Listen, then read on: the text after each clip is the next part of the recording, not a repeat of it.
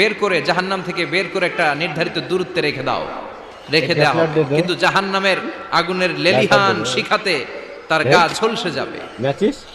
সে আল্লাহর ডেকে বলবে, মাবুদ তোমার কাছে আমি কিছু চাই না,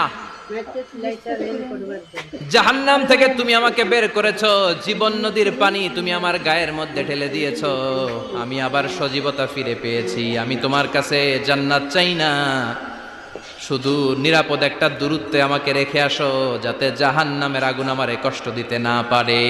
আল্লাহ, আমি কিন্তু তোমার কাছে জান্নাত চাই না। কি চাই না? জান্নাত চাই না, কিন্তু জাহান্নামের আগুন আমারে কষ্ট দিচ্ছে, এতটা দূরত্বে রাখো যাতে জাহান্নামের আগুন আমার গায়ে না লাগে। আল্লাহ বললেন, ওকে রাখবো, কিন্তু আমার সাথে একটা কন্ট্রাক্টে যেতে হবে, যে এটা তোমাকে দিলে তুমি আর নতুন করে কিছু চাবা না। সে বলবে আমি রাজি, কন্ট্রাক্ট হয়ে যাবে। আল্লাহ জিব্রাইলকে বলবেন, যাও এমন দূরত্বে রাখো যাতে জাহান্নামের আগুন ওরে কষ্ট না দেয়। রেখে আসা হবে। অনেক দিন সে ওখানে